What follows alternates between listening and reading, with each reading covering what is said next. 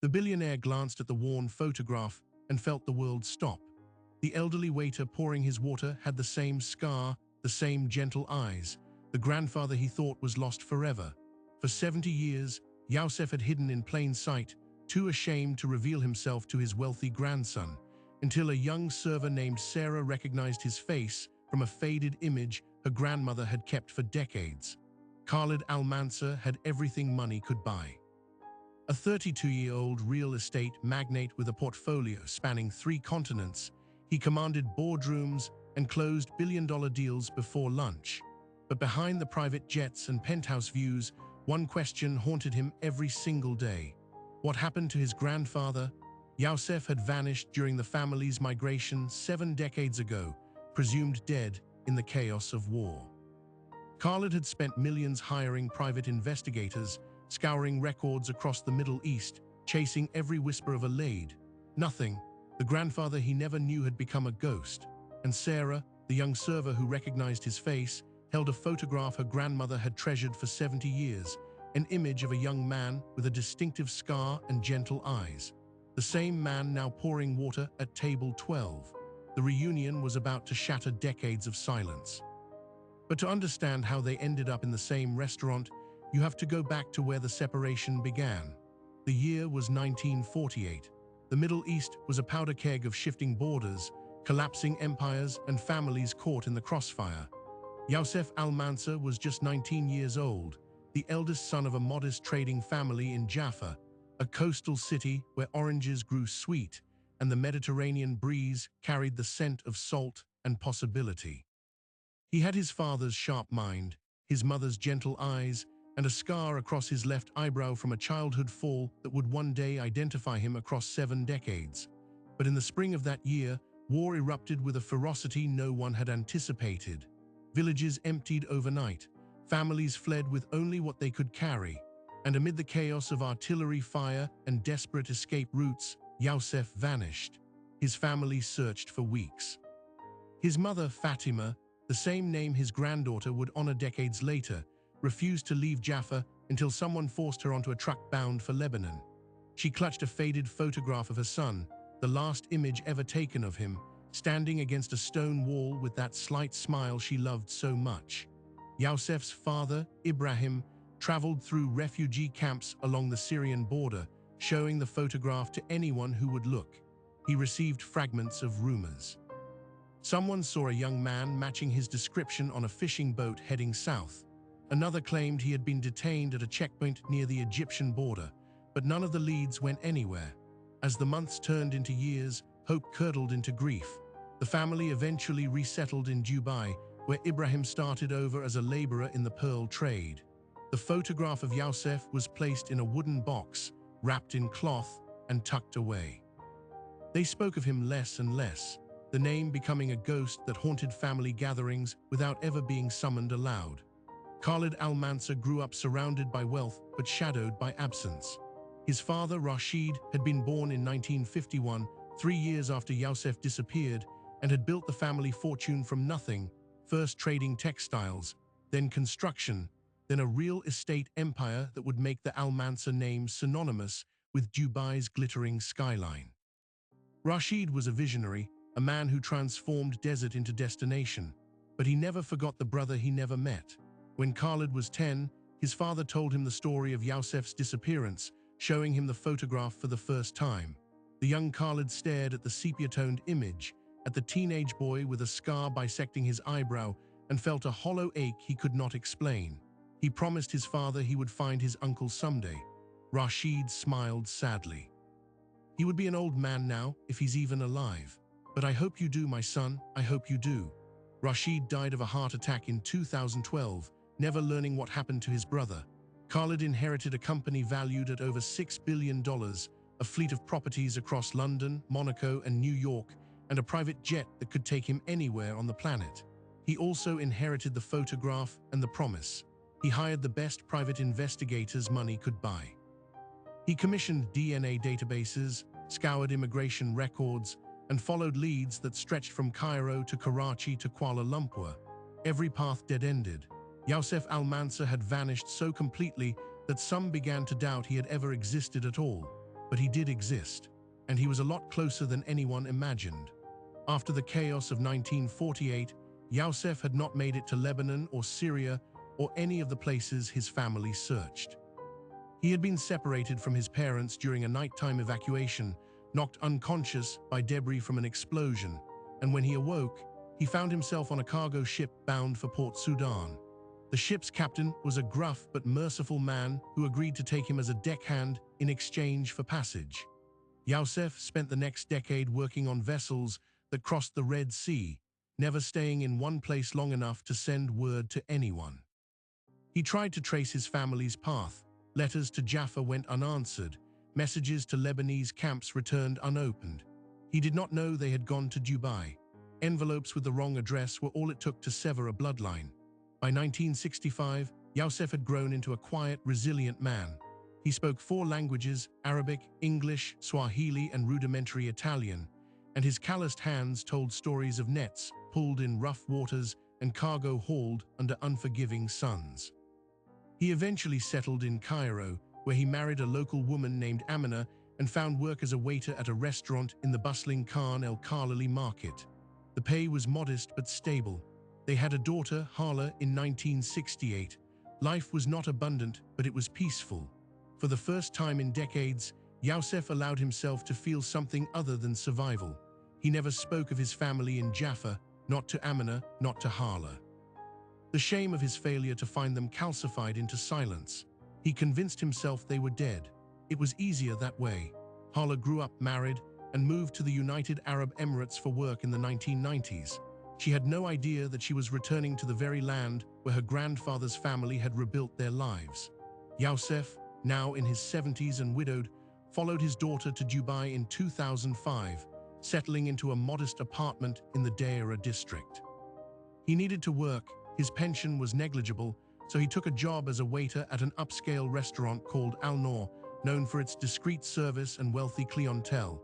He told the manager he was 62, not 73, shaving a decade off his age in a small act of defiance.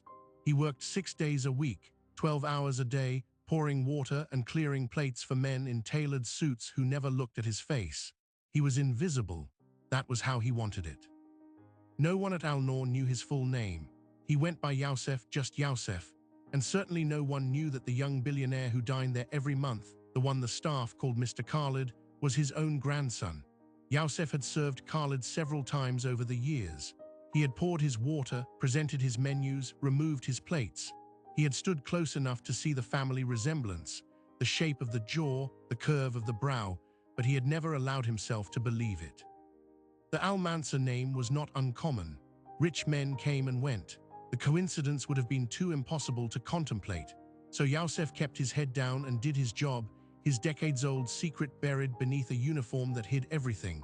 And then there was Sarah. Sarah was 24 years old, a server hired at Al Noor just 3 months before that fateful night. Her grandmother, Miriam, had grown up in the same Jaffa neighborhood as Youssef, though the two had never met as children. Miriam fled during the same war, carrying little more than a photograph of the people she cherished, one of whom was a teenage boy she had admired from a distance, a boy with a distinctive scar and a kind expression. That photograph, now 70 years old and creased with age, had been passed down to Sarah as a keepsake of a world long destroyed. Sarah kept it in her phone case, a connection to roots she had never known. On the evening of November 14th, Khalid Al-Mansur arrived at Al Noor for a business dinner with 3 investors. He was distracted, his mind on a deal worth hundreds of millions. He did not notice the elderly waiter with trembling hands who poured his sparkling water. He did not notice the scar that traced the man's left eyebrow. But Sarah, passing by with a tray of bread, did. She froze mid-step, her heart hammering. The waiter's face matched the photograph in her pocket. The same scar. The same gentle eyes. And then she looked at the billionaire, and she saw the same jawline, the same brow. The truth that had hidden in plain sight for years was about to erupt, and Sarah was the only one who could unlock it. Sarah stood motionless in the middle of the dining room, the tray of bread forgotten in her hands. Her heart pounded so loudly, she was certain the entire restaurant could hear it. She had looked at that photograph 1,000 times. Her grandmother Miriam's prized possession, a cracked and yellowed image of a young man with a scar slicing through his left eyebrow and eyes that seemed to hold the weight of a world that no longer existed. Miriam had told her stories of Jaffa, of orange groves and stone streets, of a boy she never had the courage to speak to. This could not be happening, and yet there he was, the same scar, the same gentle arch of the brow, the same tilt of the head as he carefully refilled a water glass with hands that trembled slightly from age. She forced herself to move, setting the bread down at the wrong table, barely registering the confused glance from the guest. Her mind was racing through impossible calculations. The photograph in her phone case was 70 years old. The man in it would be nearly 90 now. The elderly waiter, Yosef, she remembered his name from the staff roster, fit exactly. And the billionaire at table 12, the one everyone called Mr. Khalid, had the same strong jawline, the same deep-set eyes. She had noticed the resemblance before but dismissed it as a trick of the light. Now it hit her like a physical blow. They were related. They had to be. But how could she possibly say something? She was a junior server, 3 months into the job, invisible to both the wealthy clientele and the seasoned staff. You did not approach a billionaire with a photograph of his maybe grandfather based on a facial resemblance. You did not disrupt a high-stakes business dinner with an implausible family reunion fantasy. If she was wrong, she would be laughed out of the restaurant, or worse, fired. And yet, as she watched the elderly waiter shuffle toward the kitchen, his shoulders hunched from decades of invisible labor, she felt a responsibility heavier than any fear of consequence. Miriam had kept that photograph through war, displacement, and exile, whispering to Sarah on her deathbed that some faces were worth remembering even if you never saw them again. This was why. Sarah slipped into the service corridor near the restrooms, pulling out her phone with trembling fingers. She removed the worn photograph from its case, smoothing out the creases as she had done countless times. The young man's eyes stared back at her. She compared the scar in the image to her memory of the waiter's face, the way it curved at the end and dipped toward his eyelid. It was identical. The shape of his nose, the set of his ears, even the slight asymmetry in his smile that she had noticed when he once greeted a regular customer. There was no doubt in her mind. This man was the boy from Jaffa. But how to break the news? Meanwhile, in the private dining alcove, Khalid Al-Mansur was deep in negotiation. Across the table sat 3 investors from a European pension fund, men who controlled assets worth over 40 billion euros. The deal on the table involved a luxury development on the Dubai waterfront, a project that would add another $500 million to Khalid's already staggering net worth. The numbers were immense, the stakes enormous. And yet, in the back of his mind, a familiar restlessness gnawed at him. He had been here before, closing deals that would make him richer, while adding nothing to the hollow space his father's death had carved inside him. His assistant, a sharp-eyed young man named Tariq, passed him a note reminding him of a 5 a.m. conference call with the company's board in Singapore. Khalid barely glanced at it. What was the point of conquering the world when you had no one left to share it with? The elderly waiter returned to the table, his movements slow but precise. He refolded a napkin that had slipped from a guest's lap, his gnarled fingers moving with a grace born of routine. Khalid looked up briefly, his eyes meeting the waiter's for just a fraction of a second. There was something in those tired brown eyes that snagged his attention, something familiar he could not place. Maybe it was the way the man held himself, a quiet dignity that seemed out of sync with the humble uniform. Or maybe it was the scar, faded with age but still visible. Khalid dismissed the thought. He had been thinking about his grandfather more than usual lately, triggered by a recent trip to Jaffa where a local historian had uncovered a property record with the Al-Mansur name. Every face he encountered seemed to carry a trace of the man he had never met. It was projection, nothing more. Sarah could not wait any longer. She saw the waiter heading back to the kitchen and knew this might be her only chance. Her shift was ending in 30 minutes, and if she left without acting, she would spend the rest of her life wondering. She intercepted him near the dishwashing station, her voice barely above a whisper. "Yosef, I need to show you something. It is very important. Do you have a moment?" The old man looked up, surprised. He was not used to being addressed by name, let alone with such urgency by a fellow server he barely knew. His eyebrows furrowed, the scar stretching slightly with the motion. "I have many tasks still," he said, his voice gentle but weary. "What is it you need?" Sarah held out the photograph, her hands steady despite the chaos inside her. "Do you recognize this man?" Yosef took the photograph with the tenderness of someone handling a fragile relic. His eyes, clouded with cataracts but still sharp enough, scanned the image. And then very slowly his face changed. The stoic mask he had worn for decades cracked open, revealing something raw beneath. His lips parted. His hand began to shake. He turned the photograph over, as if expecting to find an inscription, then held it closer, his breath catching in his throat. "Where did you get this?" His voice was barely audible. "My grandmother kept it," Sarah said. "Her name was Miriam. She was from Jaffa. She carried this photograph through the war, through refugee camps, through everything. She told me it was the face of someone who mattered, someone she never forgot." Yosef's eyes filled with tears. "Miriam," he whispered, the name surfacing from some deep reservoir of memory, "the girl who lived near the market. She used to watch me from her window. She would wave sometimes, but I was too shy to approach." He sank onto a stool near the dishwashing station, the photograph clutched to his chest. "For 70 years, I believed no one remembered who I was before the war. I lost everyone. My mother, my father, my little brother Rashid. I searched for them after the chaos settled, but they were gone. I looked in the wrong places for years. Eventually, I stopped looking. I stopped hopping." Sarah knelt beside him, her own eyes stinging. "Yosef, the man at table 12, the billionaire Khalid Al-Mansur. He is your brother's son. Your family did not die. They rebuilt their lives in Dubai. They became one of the wealthiest families in the world. And Khalid, he has been searching for you his entire life." Yosef stared at her, uncomprehending. "The billionaire, the one who comes every month. I have served him a dozen times.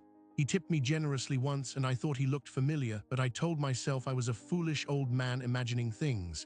No one from my past could possibly be here in this city, in this restaurant. It was too impossible." "It is not impossible," Sarah said firmly. "It is true, and you need to tell him right now." Panic flickered across Yosef's weathered face. No, I cannot. He is a powerful man. He has his life, his business, his reputation. What would he want with an old waiter who cannot even stand straight? I am not the uncle he imagines. I am a servant. I am nobody. You are his blood," Sarah insisted. "You are the missing piece of a mystery that has haunted his family for 70 years. If you do not tell him, you will regret it for whatever time you have left. And he will keep searching, keep spending millions, never knowing you were right here under his nose." Tears streamed freely down Yosef's cheeks now. He looked at the photograph again, at his own young face frozen in time, at the boy who had a family and a future before the world shattered. He thought of his brother Rashid, who he had never seen grow up, who had built an empire and named his son Khalid. He thought of his mother Fatima, who had kissed his forehead the night he disappeared and told him to be brave. He had spent decades burying that version of himself, convinced that to survive he had to forget. But forgetting was not the same as healing. And now the past was standing in front of him, in the hands of a young woman he barely knew, demanding that he face it. "I am afraid," he admitted, "afraid of what he will think, afraid of being a burden, afraid that after all these years, it is too late." Sarah squeezed his hand. "It is never too late. I will stand beside you. You will not do this alone." In the dining room, Khalid was growing impatient. The investors had begun arguing about a clause in the contract, their voices rising in a language he understood but was tired of hearing. He excused himself politely, stepping away from the table to clear his head. He walked toward the large window overlooking the Dubai skyline, the Burj Khalifa glittering in the distance like a monument to ambition. He thought about his father Rashid, who had stood on these very streets when they were nothing but sand, dreaming of a future his lost brother would never see. Rashid had built this city in Yosef's honor, he once told Khalid, because every brick was a testament to survival. Khalid had never fully understood that sentiment. Now, staring at the lights, he felt the familiar ache of incompleteness. It was then that he noticed a commotion near the kitchen. The young female server who had been serving his table earlier was speaking urgently with Tariq, his assistant, who looked bewildered. A few other staff members had gathered, their expressions a mix of concern and curiosity. In the center of the huddle stood the elderly waiter, his face pale and streaked with tears, clutching something in his hands. Khalid's instincts, honed by decades of reading rooms and sensing shifts in energy, told him that something significant was unfolding. He walked over, his presence immediately quieting the chatter. "What is going on here?" Tarek turned, his face unreadable. "So there is something you need to see. This young woman, she has a photograph. A photograph of what?" Sarah stepped forward, her voice steady despite the gravity of the moment. "Mr. Almansa, my name is Sarah. I know this will sound impossible, but please listen. My grandmother was from Jaffa. She carried this image for 70 years. I believe the man in this photograph is your grandfather, and I believe the man standing next to me, the waiter you have been served by tonight, is that same person." She handed him the photograph. Khalid looked down at the faded image of a young man with a distinctive scar. His breath stopped. He had seen this face before, not in person, but in his father's keepsake box, in the photograph that Rashid had caressed with trembling fingers as he lay dying. It was the same image, the same scar. The same eyes. He had memorized every detail, tracing the lines 1,000 times, wondering what had become of the boy who vanished before he had the chance to become a brother. Slowly, Khalid raised his eyes and looked at the elderly waiter. At the scar, at the trembling lips, at the tears that mirrored his own. "It cannot be," he whispered. "My father searched for you his entire life. I have spent millions trying to find you, and you were here, in this restaurant, all this time." Youssef could barely speak. I did not know you were my family. I thought everyone was gone. I thought I was the only one left." Khalid's composure shattered. He closed the distance between them and embraced the old man, holding him as if he might disappear again at any moment. The investors watched in stunned silence.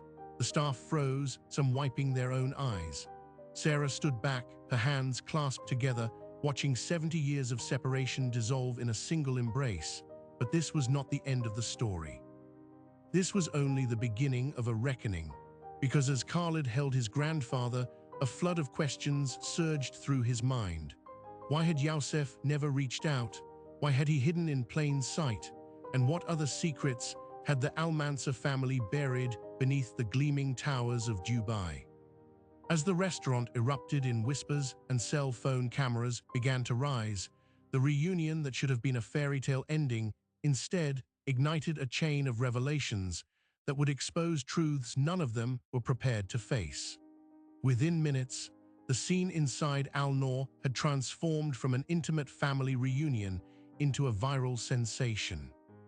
Phones that had been politely tucked away during dinner were now raised in every direction, capturing the billionaire embracing the elderly waiter, the tears streaming down both their faces, the photograph still clutched in Youssef's trembling hand.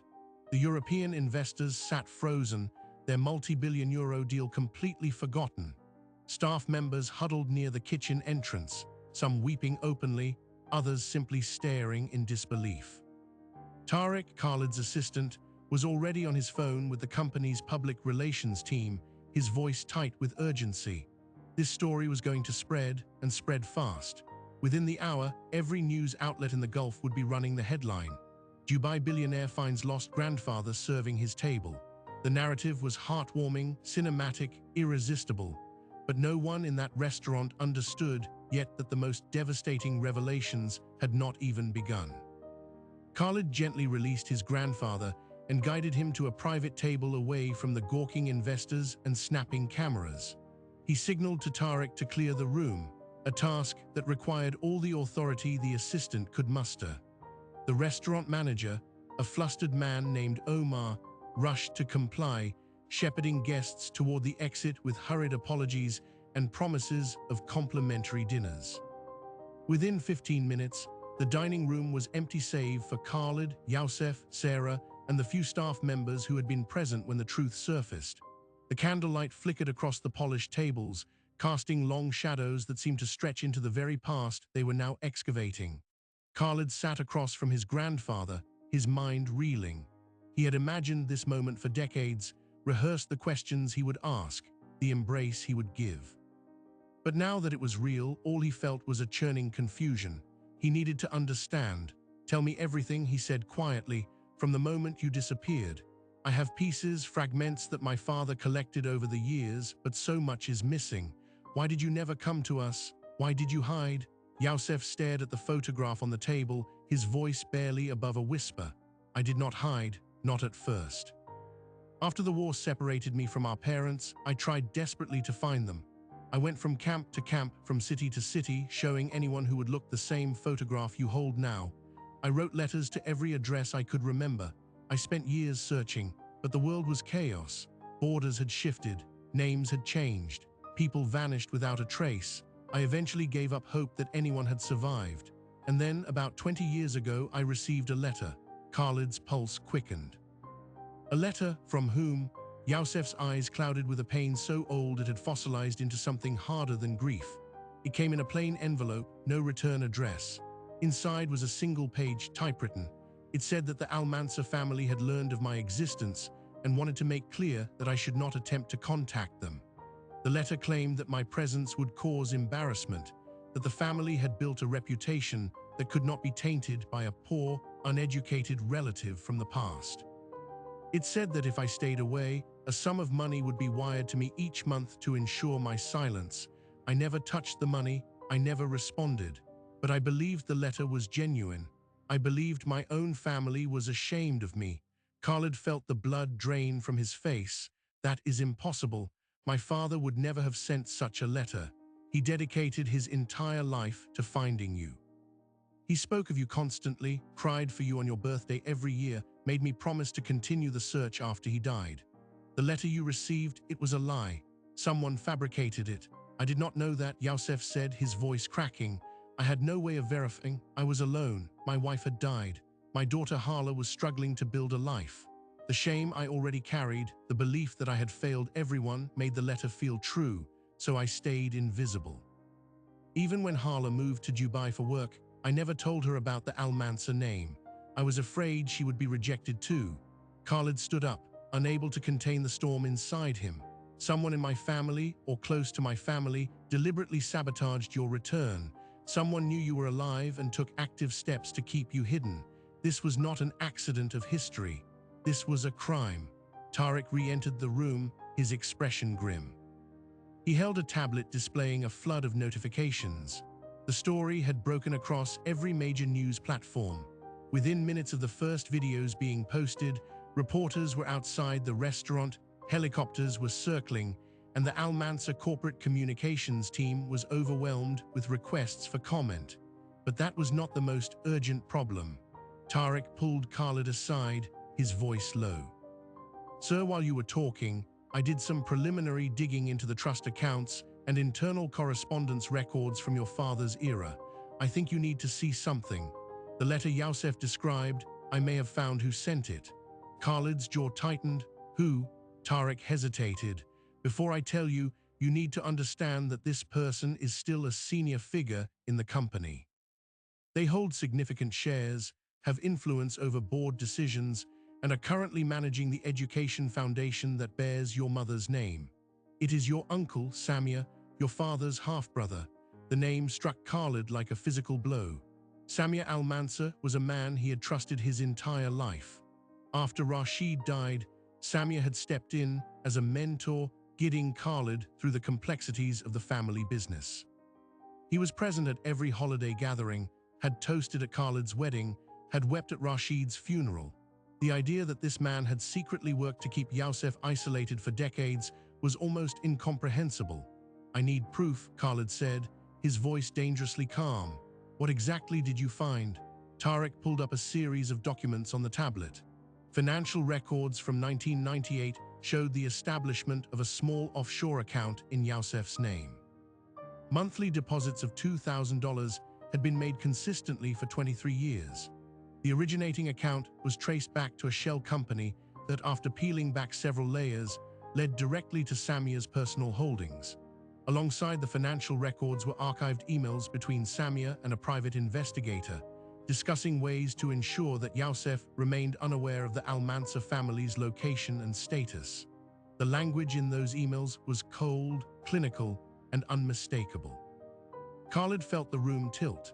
His entire understanding of his family, his legacy, was crumbling. While his father was pouring millions into search efforts, his own half-brother was sabotaging the mission from within. The cruelty was staggering. Yousef had been alive, reachable, working humble jobs within a few miles of the family's headquarters. and Samia had made certain that no reunion would ever happen. But the question remained, why? The answer, when it emerged, was as old as greed itself. Samia was Rashid's half-brother from their father Ibrahim's second marriage, and he had always resented the primacy given to Rashid and the memory of Yusuf. When the Al Mansur Empire began to grow, Samia saw an opportunity. If Yusuf were to resurface, he would be the eldest surviving son of Ibrahim, a figure of immense symbolic importance who could disrupt the carefully controlled power structure. Samia had positioned himself as Rashid's indispensable right hand, but he knew that a living Yusuf could rally family sentiment and potentially claim a role in the inheritance. So Samia decided to remove that possibility before it could manifest. The letter, the payments, the quiet surveillance, all were designed to keep Yusuf in a state of permanent exile. Sarah, who had been listening from a nearby table, felt her stomach turn. She had only wanted to help two strangers find each other. She had no idea she was walking into a decades-old conspiracy involving billions of dollars and a betrayal that spanned generations. Khalid turned back to his grandfather, who was staring at the documents on the tablet with an expression of profound sorrow. He had been conditioned to believe his family rejected him, and now he was learning that the rejection had been manufactured by a man who shared his blood, but none of his honor. The weight of all those lost years settled over the room like ash.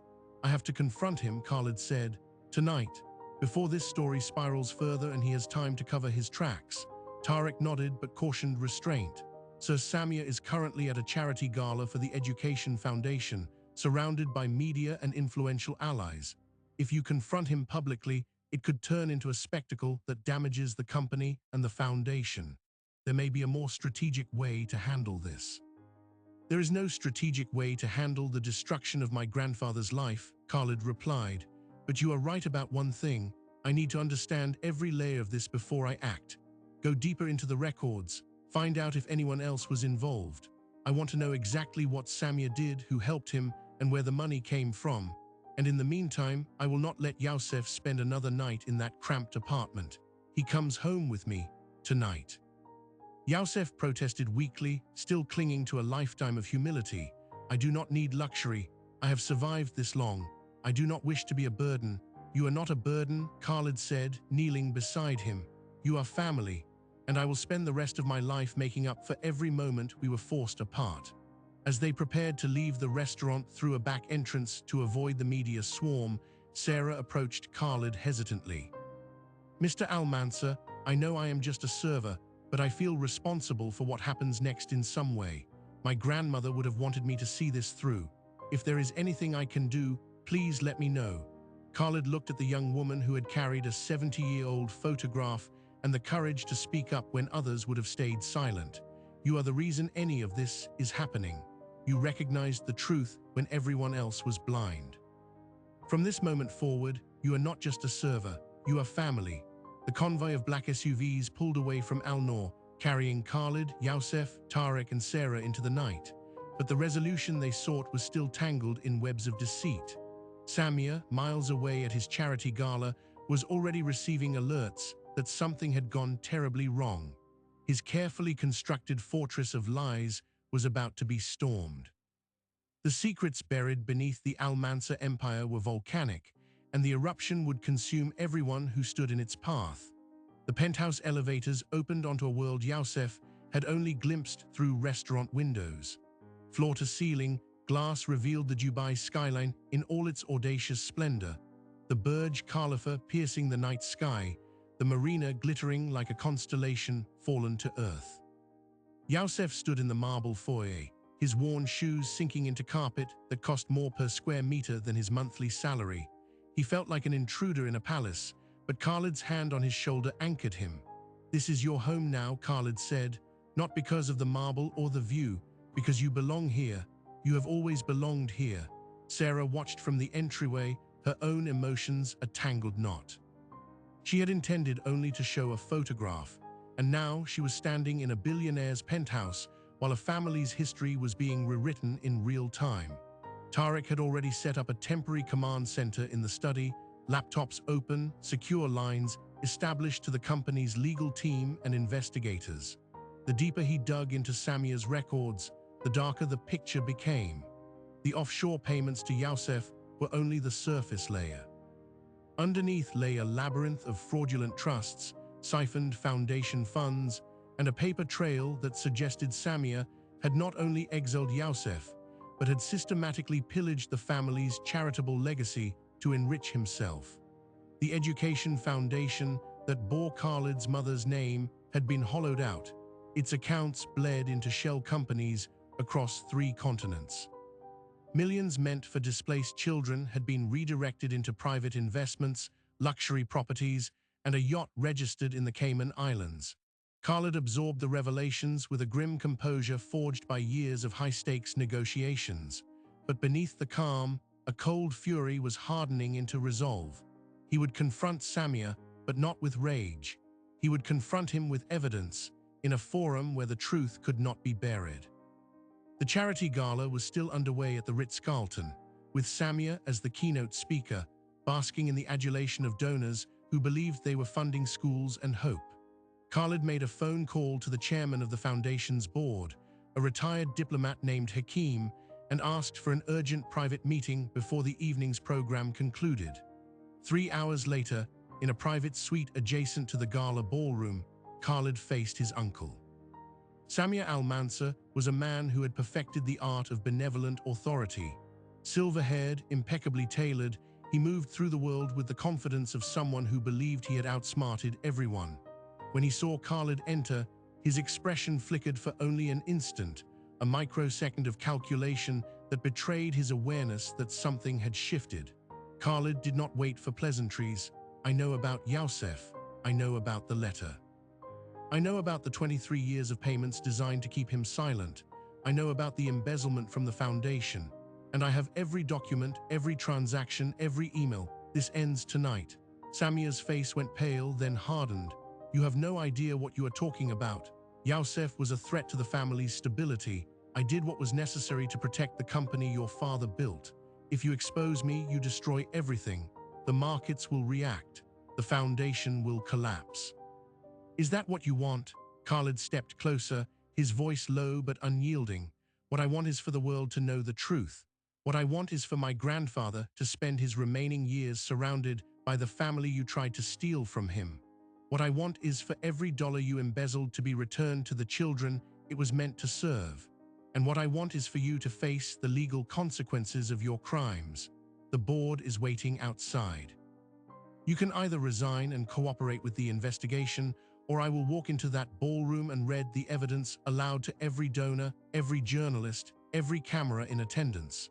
The chairman, Hakim, and 2 other board members entered the suite. Samia's composure collapsed as he realized the depth of the trap that had closed around him. He attempted bluster, then negotiation, then desperate appeal to family loyalty. None of it worked. The documents were irrefutable. The forensic accountants had already traced the missing funds. Within the hour, Samia signed a resignation agreement and was escorted from the premises through a service corridor, away from the cameras that would soon be trained on a very different story than the one he had planned to deliver. Khalid took the stage at the gala, not with notes about fundraising goals, but with a microphone and a truth that would echo across the globe. He told the assembled guests about Youssef, about 70 years of separation, about the photograph, about the young server named Sarah who recognized a scar and changed history. He told them about the conspiracy that had kept his grandfather hidden, and he pledged that the foundation would be rebuilt with absolute transparency, with a new board, and with Youssef himself as an honorary chairman emeritus, a living symbol of the resilience the foundation existed to support. The audience, initially stunned, rose in a standing ovation that lasted nearly 5 minutes. The following weeks brought a cascade of reckoning. Samia was charged with fraud, embezzlement, and criminal conspiracy. Investigators uncovered that his network had extended beyond the family, involving corrupt officials in 3 countries who had facilitated the shell companies. The global headlines shifted from a heartwarming reunion to an exposé of corporate betrayal, but the core narrative remained one of redemption. Youssef, who had spent decades believing himself unworthy, was now celebrated as a patriarch who had endured without bitterness. Khalid introduced him to his daughter Hala, who had been living in Dubai all along, unaware of her father's true identity. The meeting between father and daughter was a storm of tears and disbelief, a second reunion that healed wounds neither had acknowledged. But the final surprising detail emerged from an unexpected source. While clearing out Yusef's modest apartment, Sarah discovered a small tin box tucked behind the water heater. Inside were letters, not the cruel missive from Samia, but dozens of handwritten notes, never sent, addressed to his brother Rashid. Yusef had written them over decades, chronicling his life, his grief, his hope that someday they might meet again. One letter, dated just 2 months before Rashid's death, contained a passage that brought Khalid to his knees. "Today I served a young man at the restaurant. He had your eyes, Rashid. For a moment I imagined what it would be like to know him, to tell him I am his uncle. But I am just an old waiter, and he is a man of importance, perhaps in another life." Yusef had unknowingly served his own nephew, felt the pull of blood, and dismissed it as fantasy. The tragedy of that missed connection, layered atop Samia's deliberate sabotage, was almost unbearable. But it also became the emotional cornerstone of the family's commitment to never let silence or shame dictate their future again. On the 1-month anniversary of the reunion, Khalid hosted a private dinner at his penthouse. The table was set for 20, Yusef, Hala, Sarah, Tariq, members of the new foundation board, an extended family who had flown in from across the Gulf. Yusef sat at the head of the table, a position he tried to refuse, but Khalid insisted he accept. The old man wore a simple white thobe, his hands still marked by years of labor, but his eyes held a peace that had been absent for a lifetime. He looked around the room at faces he had never expected to know, at a legacy he had never imagined he would reclaim. When Khalid raised a glass to toast the man who had waited 70 years for home, no one in the room could speak without tears. The story of Yusef Al-Mansur became more than a viral headline. It became a testament to the truth that family bonds, however fractured, can survive exile, poverty, and calculated cruelty.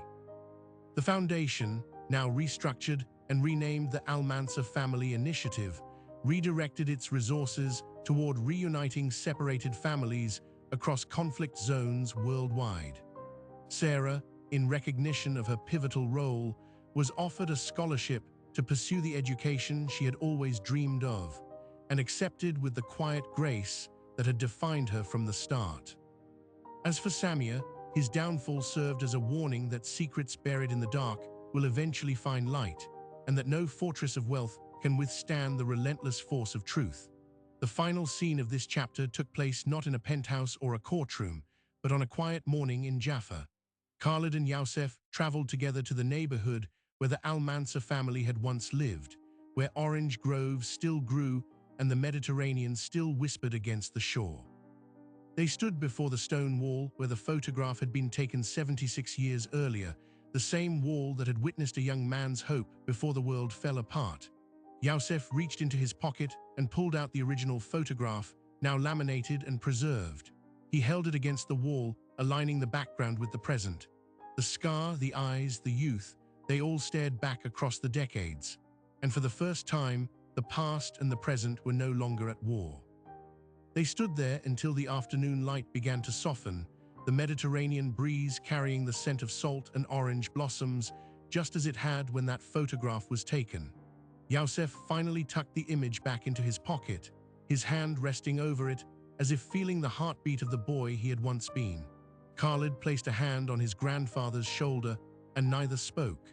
Words would have been too small for the enormity of what had been restored. The story of the Al-Mansur reunion spread far beyond Dubai and Jaffa. In the months that followed, the Foundation's new mission to reunite separated families drew thousands of inquiries from around the world. People wrote letters, sent emails, made desperate phone calls, each one hoping that the same miracle could find them. Some reunions did happen, orchestrated by the Foundation's growing network of researchers and diplomats, each one a quiet echo of that night at Al-Noor. And in every case, the catalyst was the same thing: someone willing to pay attention, someone who refused to look away. Sarah completed her university degree with honors, becoming a caseworker for the foundation herself.